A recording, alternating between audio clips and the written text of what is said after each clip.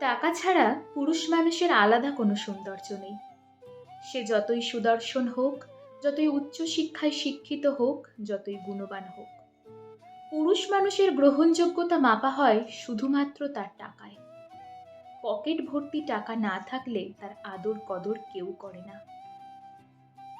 তার দীর্ঘদিনের প্রেমটাও হেরে যায় পকেট ভর্তি টাকা না থাকার কাছে। দুই ছেলের মধ্যেও বাবা মা সহানুভূতি ভালোবাসা দেখায় না ইনকাম করতে না পারা ছেলেটাকে।